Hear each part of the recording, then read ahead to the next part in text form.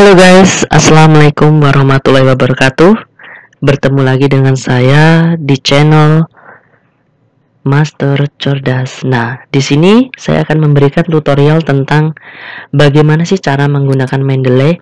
Nah, Mendeley ini biasanya digunakan oleh para peneliti untuk mempermudah dalam mencantumkan sumber teori, entah itu dari buku, dari website, dari jurnal, atau dari koran. Itu dia mudah untuk melakukan input di karya tulisnya.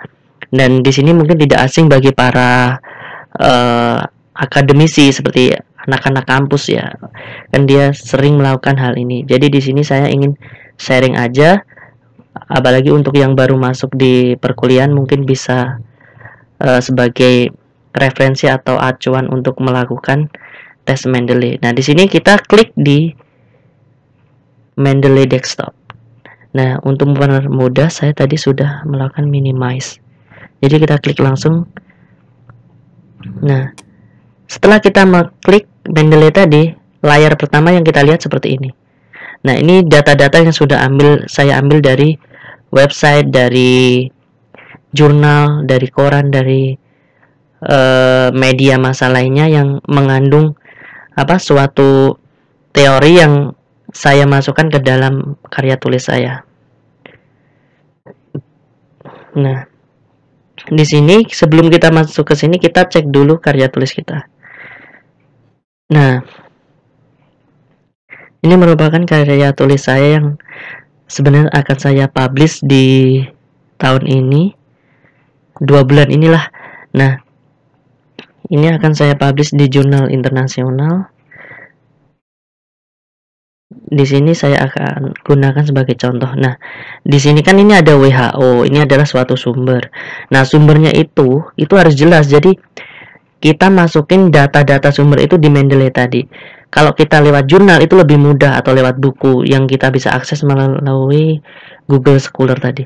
Nah, yang kuning ini sebenarnya ini suatu, anggap aja teori, tapi belum kita tulis ya. Sebenarnya kita udah mengetahui bahwa ini udah kita ambil dari jurnal di Google Scholar, bahwa artikelnya udah kita simpan datanya, tapi belum kita masukkan ke Mendeley. Jadi kita hanya menulis ini. Jadi kita perlu memasukkan data-data penulis dari artikel tersebut. Jadi di sini kita klik ke Google Scholar. Anggap aja di sini nama penulisnya Simon Hooker atau Parter ya, tentang COVID lah kita cari. Nah, sekarang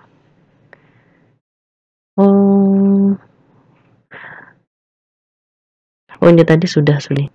Jadi tadi itu saya juga udah searching sih kalau datanya tuh di sini.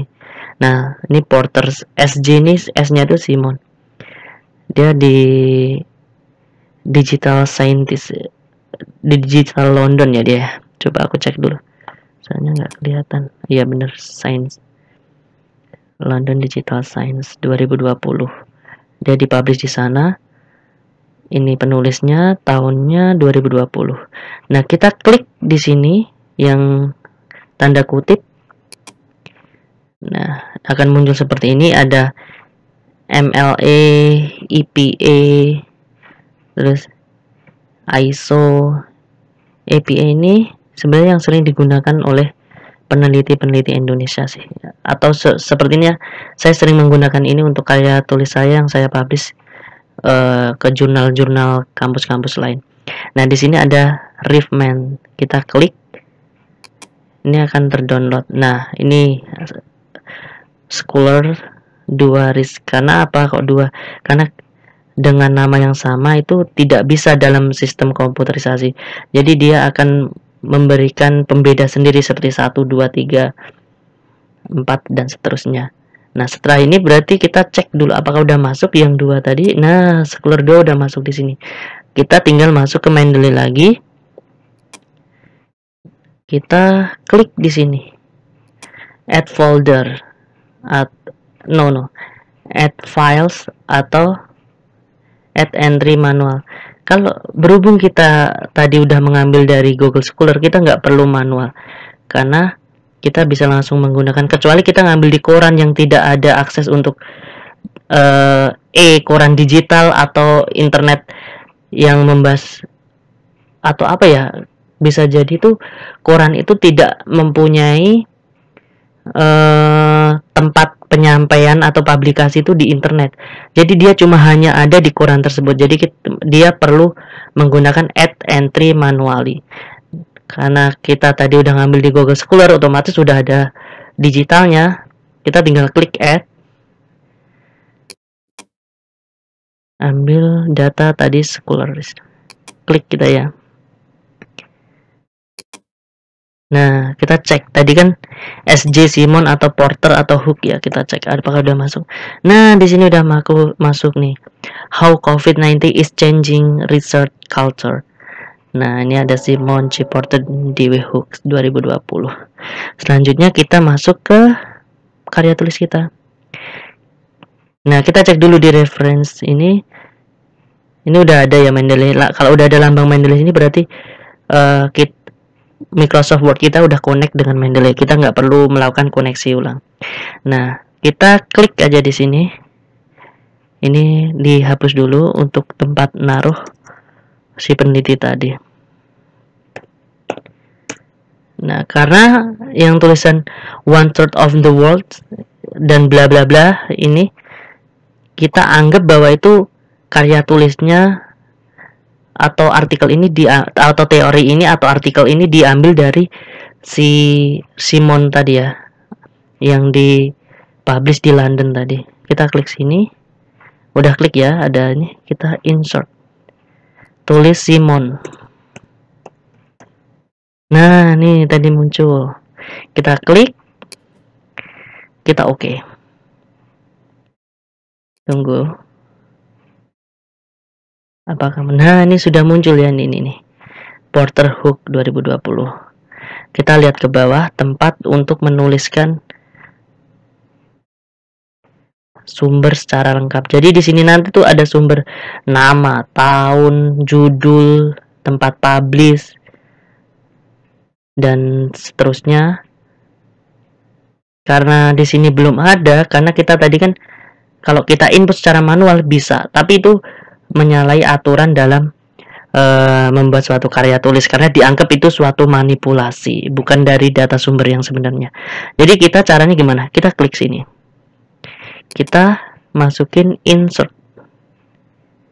ini ya, atasnya Open Mendeley ini, dia nanti akan muncul sumber-sumber yang udah kita. Nah, ini muncul nih, kita ambil contoh yang tadi Porter ini. Nih, ini yang kita baru ambil tadi, sebagai dikasih tanda aja. Nah, ini kenapa kok muncul lebih dari satu? Karena sebelumnya saya juga udah memasukin datanya kayak ini. Kita ambil aja Iswahyudi, itu penelitian saya sendiri, sama Sidik ini ya. Kita cek ada nggak sih Iswahyudi sama Sidik. Kita cek, jangan-jangan ini cuma tulisan palsu. Nah, ini ada, ini Iswahyudi. Cuman karena belum muncul, karena belum saya klik insert ini ya. Sidik juga ada pasti, Sidik. Nih, Sidik 2020. Jadi clear ya semua. Teman-teman mungkin udah pada tahu. Jadi susah-susah gampang sih. Selama kita mau belajar untuk menggunakan Mendeley itu nggak ada kata susah. Yang penting kita selalu semangat, kita cari ilmu. Jangan sampai kita mempunyai pikiran karena ilmu yang kita cari terus-terusan tidak secara langsung memberikan manfaat kepada kita. Kemungkinan entah di suatu hari nanti ilmu itu pasti ada manfaat buat kita, bahkan bisa untuk manfaat kepada orang lain. Jadi jangan pernah patah semangat karena udah kuliah, cari pekerjaan susah, dan pengen apa yang diharapkan saat sebelum kuliah, setelah lulus pengennya setelah kuliah pengen gini pengen gitu, tapi gagal. Itu bukanlah suatu cobaan, bukanlah suatu hal yang buruk. Yang penting ilmu yang kita dapat dari kampus itu udah benar-benar masuk ke kita dan kita bakal bisa manfaatin entah suatu